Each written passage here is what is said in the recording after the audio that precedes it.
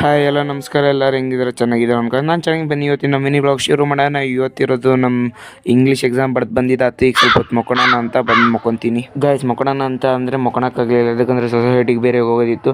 ಅಂದರೆ ನನ್ನ ಕಾರ್ಡೇ ಸಿಗ್ತಾಯಿಲ್ಲ ಸೊಸೈಟಿದು, ಏನು ಮಾಡೋಕ್ಕೆ ಗೊತ್ತಾಗ್ತಿಲ್ಲ. ಓಸಲಿ ತೊಗೊಂಬಂದಿದ್ದಲ್ಲೇ ಇತ್ತು, ಆ ಕಾರ್ಡನ್ನ ತೊಗೊಂಡ್ಬಿಟ್ಟು ಈಗ ಎಗ್ ರೈಸ್ ತೊಗೊಂಬರ್ಬೇಕು, ಸೊಸೈಟಿಗೆ ಹೋಗಿ ಬರಂಬರಿ.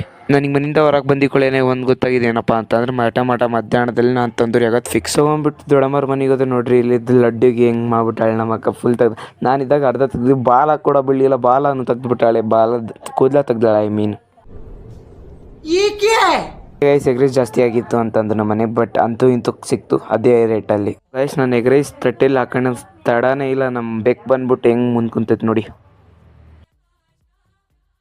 ಓಕೆ ಗೈಸ್, ನಮ್ಮ ಅಕ್ಕ ಅಂದ್ಲು ನಿನ್ನ ಪಾರ್ಸಲ್ ಬಂದಿದೆ ಒಂದು ಬಟ್ಟೆ ಅಂತ. ಇನ್ನು 3 ಬರೋದೈತೆ. ಫಸ್ಟ್ ಆರ್ಡ್ರ್ ಬಂದಿತ್ತು, ನಿನ್ನೆ ಬಂದಿದ್ರು ಬಟ್ ಕೊಳ್ಳಿಲ್ಲ. ಈಗ ಸನ್ ಹೆಂಗೆ ಕಾಣ್ತಿತ್ತು ಅಂತ ನೋಡ್ಬಿಟ್ಟು ಕಮೆಂಟ್ ಮಾಡಿಬಿಡಿ ಒಂದ್ಸಲ.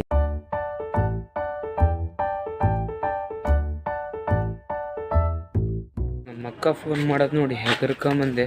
ಅವನು ಬರಲಿಲ್ಲ, ಅವಣ್ಣ ಬರಲಿಲ್ಲ. ಹೆಂಗಿತ್ತು ಸೂರ್ಯ ಸನ್ ನೋಡ್ಬಿಟ್ರೆ ಚೆನ್ನಾಗಿ ಸ್ವಲ್ಪ ಹಲಾಡಿಸ್ಬಿಡಿ ಟಗಡ. Okay guys ಬಂದಾತು. ಇದರಲ್ಲಿದೆ ಟಿ ಶರ್ಟ್. ಇನ್ನೂ 2-3 ಡ್ರೆಸ್ ಬರೋದೈತೆ. 2 ಡ್ರೆಸ್ಸಿನ ಟೆಸ್ಟಿಂಗ್ ಎಲ್ಲ ಆಯ್ತು. ಈಗ ಬಂದಿದ್ದೀನಿ. ಗೌತಮ್ ಕೂಡ ನಾನು ಗೌತಮ್ ಇವ್ರು ನಾಳೆ ಆದಿ. ಗೌತಮ್ ನಿಂದ ನಾಳೆ ಹಿಂದಿ ಹಿಂದಿ ಅಂತ ಅನ್ಕೊಂಡಿದ್ದೆ, ಬಟ್ ಒಂದು ಹಿಂದಿ ಐತಿ ನೋಡ್ರಿ. ಹಿಂದಿ ಎಕ್ಸಾಮ್ ಇಟ್ಕೊಂಡು ಏನು ಮಾಡಕ್ಕಂತ ಹೊರಗಡೆ ಒಂದೈತೆ. ಅದಕ್ಕೆ ನಾಯಿಗಳು ಈ ಥರ ಬೊಕ್ಕೊಳಕ್ಕಂತ ಕೇಳಿಸ್ಕೊರಿ. ಬಾವು ನಂಗೆ ಬೊಕ್ಕಳ